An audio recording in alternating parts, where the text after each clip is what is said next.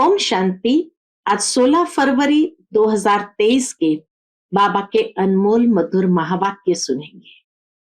आज की मुरली में बाबा कहे, बच्चे तुम इस ड्रामा के राज को बहुत अच्छे से जानते हो कि जैसे जैसे अंतिम समय निकट आता जाएगा वैसे वैसे तुम्हारा प्रभाव निकलेगा और जो जो आत्माएं दूसरे धर्म में कन्वर्ट हो गई है वह पुनः आएंगे बाबा से अपना वर्षा प्राप्त करने के लिए। उस समय तुम्हारे मन में इतने ऊंचे ख्यालात उन आत्माओं के लिए रहेंगे कि ये निश्चय कर ले कि शिव बाबा हमको पढ़ाते हैं। बाबा कहे, अंतिम समय भक्तों की भीड़ लगेगी और वो आत्माएं भी बाप को पहचानेंगी जरूर, लेकिन माया ने इस संसार के अंदर हर आत्मा का देवाला निकाल दिया है और इसीलिए 5 विकारों के वशीभूत हो गए हैं। तो तुम्हें उन आत्माओं को भी उस स्थिति से बाहर निकाल करके बाप के मुक्ति के वर्षे के अधिकारी जरूर बनाना है।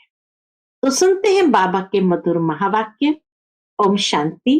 मीठे बच्चे, इस समय सभी के सुख संपत्ति का देवाला रावण 5 विकारों ने निकाला है।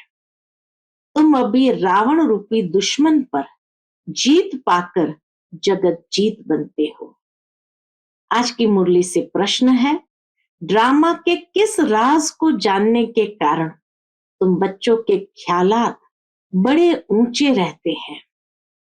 उत्तर, तुम जानते हो ड्रामा अनुसार ऑटोमेटिक प्रभाव निकलता जाएगा, फिर भक्तों की भीड़ लगेगी, उस समय सर्विस नहीं हो सकेगी। दूसरी बात, जो बाबा के बच्चे दूसरे धर्मों में कन्वर्ट हो गए हैं वो निकल आएंगे। इसलिए तुम्हारे ख्यालात बहुत ऊंचे रहते हैं कि कहां से कोई आत्मा निकले जो बच्चा बन बेहद बाप से अपना वर्षा ले। बाबा कहे, तुम्हारे इतने ऊंचे ख्यालात है, शुभ भावना है कि ये बच्चे भी निकल बाप से पूरा अपना वर्षा ले। तुम्हें ये ख्याल नहीं रहता है कि कोई निकले जो पैसा दे, लेकिन शिव बाबा पढ़ाते हैं, निश्चय बैठे और बाबा से वर्षा लेने के लिए भागे। ये ख्यालात रहते हैं। आज की मुरली से पहले गीत बजा है, ले लो दुआएं माँ बाप की। ओम शांति। सेवा को सर्विस भी कहते हैं। पहले माता पिता सेवा करते हैं, अब देखो प्रैक्टिकल में कर रहे हैं ना। अभी से ही सभी कायदे कानून परम पिता परमात्मा आकर स्थापन करते हैं। तुम बच्चे आते हो, मम्मा बाबा कहते हो, तो मम्मा बाबा भी तुम्हारी सेवा करते हैं। हद के माँ बाप भी बच्चों की सेवा करते हैं। माँ बाप गुरु वह सब है लौकिक। दुनिया में सब है लौकिक, यह है पारलौकिक। लौकिक को तो सब जानते हैं बरोबर। बाप जन्म देते हैं, टीचर पढ़ाते हैं अर्थात शिक्षा देते हैं, फिर वानप्रस्थ अवस्था में गुरु किया जाता है। यह रस्म रिवाज कब से शुरू हुई? अभी से ही यह आरंभ होती है। इस समय ही सतगुरु आते हैं, समझाते हैं, मैं तुम्हारा बाप भी हूं, टीचर भी हूं, सतगुरु भी हूं। बाप के तो बच्चे बने हो, टीचर रूप में इनसे शिक्षा पा रहे हो। अंत में सतगुरु बन तुमको सचखंड में ले जाएंगे। तीनों काम बाबा कहे, तीनों काम प्रैक्टिकल में करते हैं। तुम बच्चे माता पिता कहते हो तो बाप भी स्वीकार करते हैं। यह तो जानते हैं सभी बच्चे एक समान सपूत नहीं हो सकते। बाबा बहुत अच्छे से जानते हैं सभी बच्चे एक समान सपूत नहीं हो सकते हैं। यहाँ भी बेहद का बाप कहते हैं, सब बच्चे सपूत नहीं है। यह तो तुम भी जानते हो, अभी है रावण राज्य। यह कोई विद्वान पंडित आदि नहीं जानते हैं। जब कोई आते हैं तो पहले तो उनसे पूछना है। क्या पूछना है? तुम क्या चाहते हो? फिर कोई शांति चाहते हैं, इसलिए गुरु ढूंढते हैं। सतयुग में तो कोई गुरु आदि नहीं ढूंढते, क्योंकि वहां दुखी ही नहीं है। बाबा के वहां दुखी ही नहीं है, वहां कोई अप्राप्त वस्तु नहीं है। यहाँ तो कोई न कोई वस्तु की लालसा रख गुरु के पास जाते हैं। कोई का सुनेंगे कि उनकी मनोकामना पूरी हुई तो खुद भी उनके पिछाड़ी में आ जाएंगे। बाबा कहे जैसे ही पता चले कि इसकी मनोकामना पूरी हुई तो खुद भी उनके पिछाड़ी में जाएंगे। सन्यासी पवित्र बनते हैं तो उन्हों की महिमा तो बढ़नी ही है। वास्तव में महिमा है पवित्रता की। तो बाबा कहे सन्यासी पवित्र बनते हैं तो उन्हों की महिमा तो बढ़नी ही है। बहुत शिष्य बन जाते हैं। विवेक भी कहता है जो पवित्र बनते हैं उनकी महिमा जरूर बाप को करनी है। तुम पवित्र बनते हो तो तुम्हारी कितनी महिमा होती है। तुम्हारे द्वारा मनुष्य का 21 जन्मों के लिए कल्याण हो जाता है। सर्व मनोकामनाएं 21 जन्म के लिए पूरी हो जाती है। यह भी तुम जानते हो। दुनिया में यह भी कोई नहीं जानते हैं कि परमात्मा कब आते हैं, जगदम्बा कौन है जिस द्वारा हमारी सभी मनोकामनाएं पूरी हो जाती है। अब सब घोर अंधियारे में है, यथा राजा रानी तथा प्रजा। पहले कम अंधियारा होता है, फिर कलयुग में घोर अंधियारा होता है। माया के राज्य को घोर अंधियारा कहा जाता है। बाप कहते हैं भारत का बड़े से बड़ा दुश्मन भी माया रूपी 5 विकार है। बाबा कहे भारत का बड़े से बड़ा दुश्मन भी कौन है? माया रूपी 5 विकार है। तुम जानते हो इस माया रावण ने सीताओं को हरण किया है, अर्थात अपनी जंजीरों में कैद किया। बाप आते हैं इस बड़े से बड़े दुश्मन से लिबरेट करने।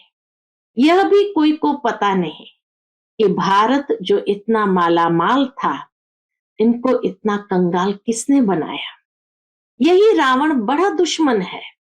इनकी प्रवेशता के कारण भारत का ये हाल हो गया है। कहा जाता है ना तुम्हारे में क्रोध का भूत है। बाबा कहे कहा जाता है कि तुम्हारे में क्रोध का भूत है, परंतु मनुष्य समझते नहीं है। 5 विकारों को भूत कहा जाता है। ये भूत अर्थात रावण ही सबसे बड़ा दुश्मन है। यह भूत माना यह विकार जिसको भूत कहा जाता, तो ये भूत अर्थात रावण ही सबसे बड़ा दुश्मन है।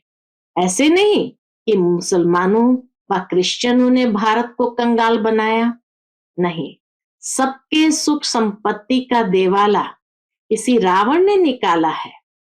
यह बात कोई नहीं जानते हैं। अब सन्यास धर्म को 1500 वर्ष हुए हैं। उन्हों की संख्या बहुत वृद्धि को पाई हुई है। वृद्धि को पाते पाते अभी आकर जड़ीभूत अवस्था को पहुंचे हैं। तुम्हारा तो अब सतो प्रधान नया झाड़ है।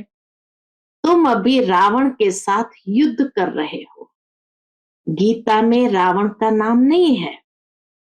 उन्होंने फिर हिंसक युद्ध दिखा दी है। बाप कहते हैं तुम इन 5 विकारों रूपी रावण पर जीत पाने से जगत जीत बनेंगे। अन्य सभी धर्मों को तो वापस जाना है, क्योंकि सतयुग में तो होगा ही एक धर्म एक राज्य। इसीलिए बाबा कहे सभी को वापस जाना है। सो जिन्होंने कल्प पहले लिया था, वर्षा जिन्होंने कल्प पहले एक धर्म एक राज्य का लिया था, जो सूर्यवंशी बने थे, वही सतो प्रधान नंबर 1 राज्य करेंगे। सतयुग में था ही एक धर्म, फिर पुनर्जन्म लेते लेते अभी तो बहुत वृद्धि हो गई है। जैसे अन्य धर्मों में भी अनेक प्रकार की वृद्धि हो गई है, वैसे इसमें भी ब्रह्म समाजी, आर्य समाजी, सन्यासी आदि कितने हैं। बाबा कहे जैसे अन्य धर्मों में भी अनेक प्रकार की वृद्धि हो गई है, वैसे इसमें भी ब्रह्म समाजी, आर्य समाजी, सन्यासी आदि कितने हैं। वंडर है तो सभी भारतवासी एक आदि सनातन देवी देवता धर्म के हैं ना। सीजरा तो ऊपर से वही चला आता है ना। भारत खंड है सचखंड, जहां बाप आकर देवी देवता धर्म में ट्रांसफर करते हैं। यह तुम जानते हो। पहले 7 रोज भट्ठी में रख शूद्र से ब्राह्मण बनाना पड़ता है। सन्यासियों को तो वैराग्य आता है, जो जंगल में चले जाते हैं उन्हों का रास्ता ही अलग है। घर बार छोड़ जाते हैं, उन्हों को कोई तकलीफ नहीं है। हाँ, मनसा में तो संकल्प आएंगे। सन्यासी भले घर बार छोड़ के जाते हैं, बाबा के उन्हों को कोई तकलीफ नहीं है फिजिकली, लेकिन हाँ मनसा में संकल्प आएंगे। काम विकार से तो छूट ही जाते हैं, बाकी क्रोध आता है। उनमें भी नंबरवार तो होते हैं ना, कोई उत्तम, कोई मध्यम, कोई कनिष्ठ, कोई तो एकदम डर्टी भी होते हैं। सतयुग में भी भल सुखी तो सब होते हैं। सतयुग में भी भल सुखी तो सब होते हैं, परंतु नंबरवार मर्तबा तो है ना। सूर्यवंशी राजा रानी प्रजा, चंद्रवंशी राजा रानी प्रजा, उत्तम मध्यम कनिष्ठ तो होते हैं। ये सभी धर्मों में होते हैं। तो बाप सभी राज बैठ समझाते हैं। इस मार्ग में डिफिकल्टी बहुत है, सन्यास मार्ग में इतनी नहीं है। उन्हों को तो वैराग आया, सन्यास लिया, खलास। कोई कोई फेल होते हैं, बाकी जो पक्के होते हैं, बाबा कहे कोई कोई फेल होते हैं, बाकी जो पक्के होते हैं उन्हों का वापस आना मुश्किल है। यहाँ तो यह है गृहस्थ व्यवहार में रहते पवित्र रहना, इसलिए ये ज्यादा डिफिकल्ट है। बाप समझाते हैं बहादुर वह जो दोनों इकट्ठे रहो और बीच में ज्ञान योग की तलवार हो। ऐसे एक कहानी भी है कि उसने कहा कि घड़ा भल सिर पर रखो, परंतु तेरा अंग मेरे अंग से न लगे, अर्थात विकार की भावना न हो। उन्होंने फिर शरीर समझ लिया। उन्होंने फिर शरीर समझ लिया है। बात सारी विकार की है, अर्थात नंगन नहीं होना है, काम अग्नि में जलना नहीं है। बड़ी मंजिल है तो प्राप्ति भी बहुत बड़ी है। सन्यासी पवित्र बनते हैं तो उन्हों को भी कितनी प्राप्ति है। बड़े बड़े महामंडलेश्वर बन बैठे हैं, महलों में रहते हैं। बहुत लोग जाकर पैसा रखते हैं, चरण धोकर पीते हैं, बहुत महिमा होती है, परंतु नंबर 1 महिमा है ईश्वर की। वही स्वर्ग का रचयिता है। वहां माया का नाम निशान नहीं रहता। सन्यासी भी ये नहीं समझते कि माया 5 विकार है, सिर्फ पवित्र रहते हैं। उन्हों का ड्रामा में यही पार्ट है। उन्हों का है ही हठयोग सन्यास, तुम्हारा है राजयोग सन्यास। वह राजयोग तो सिखला न सके, वह है शंकराचार्य, यह है शिवाचार्य। तुम भी परिचय देते हो, हमको भगवान आकर पढ़ाते हैं। वह तो जरूर स्वर्ग का मालिक बनाएगा, नरक का तो नहीं बनाएंगे। वह रचता ही स्वर्ग का है, वह रचता ही स्वर्ग का है। तो गृहस्थ में रहकर पवित्र रहना, इसमें ही मेहनत है। कन्याओं को शादी बिगर रहने नहीं देते। आगे विकार के लिए शादी करते थे, अब विकारी शादी कैंसल कर ज्ञान चित्ता पर बैठ पवित्र जोड़ा बनते हैं।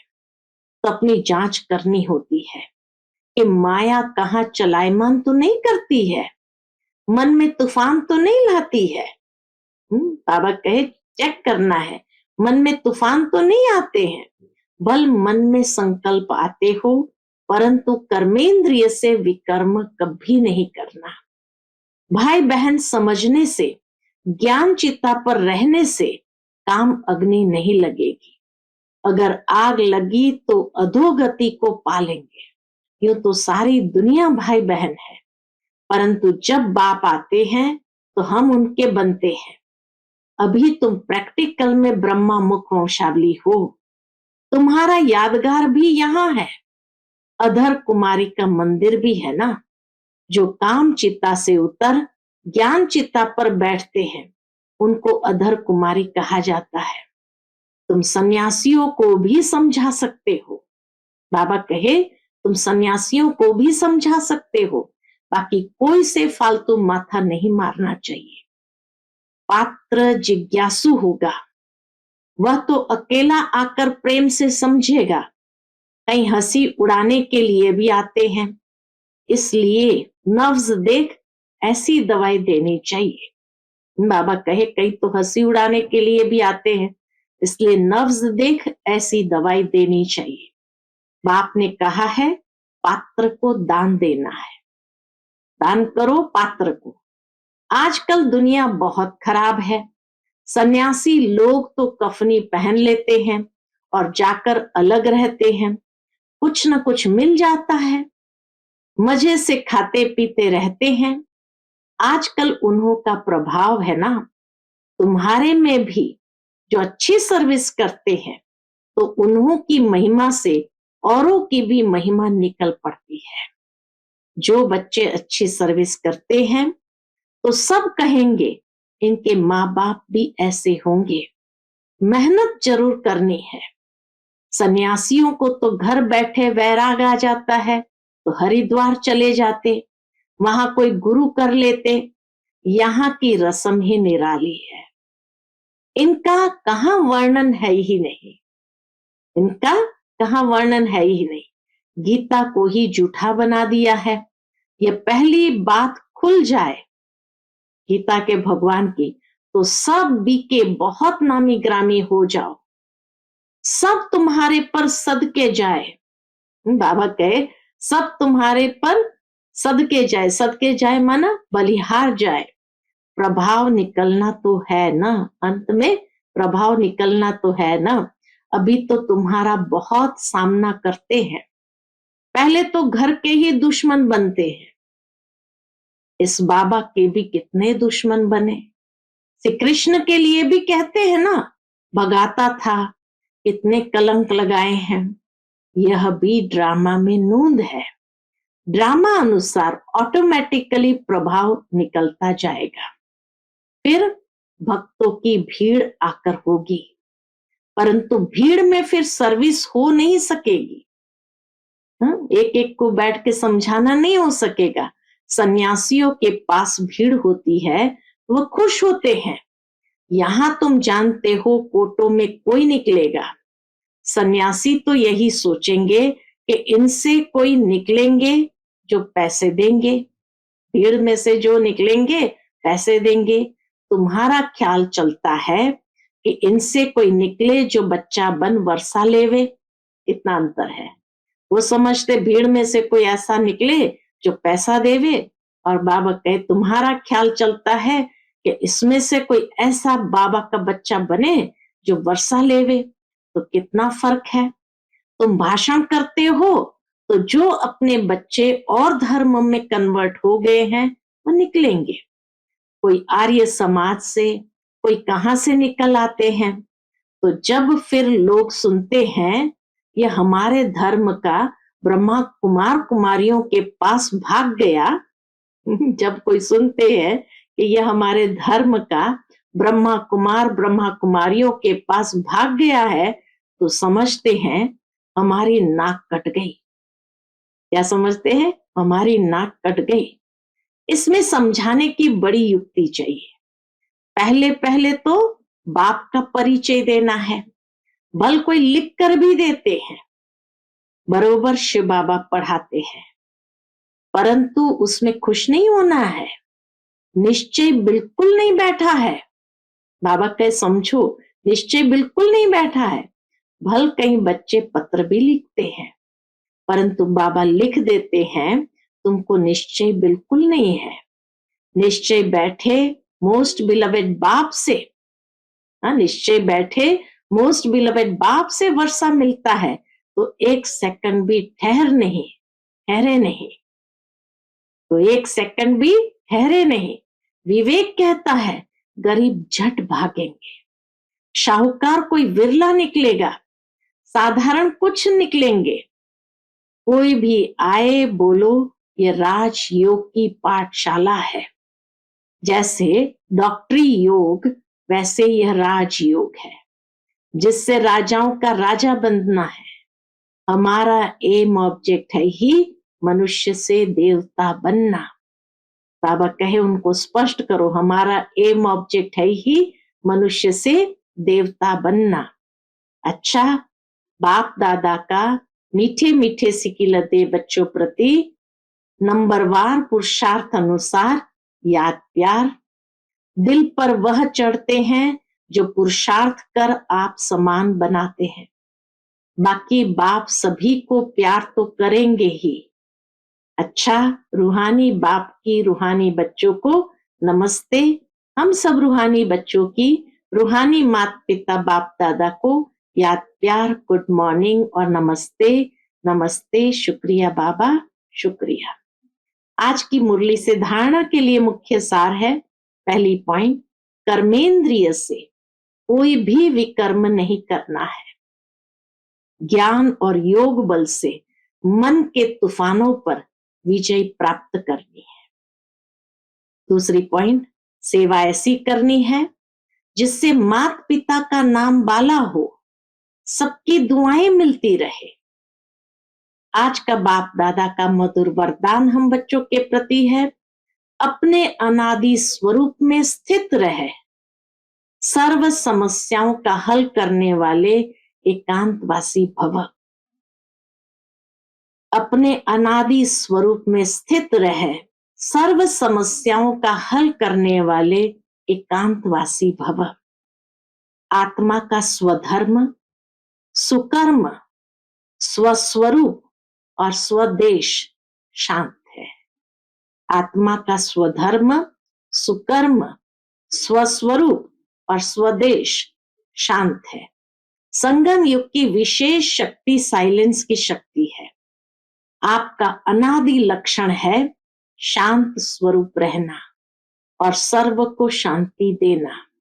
इसी साइलेंस की शक्ति में विश्व की सर्व समस्याओं का हल समाया हुआ है।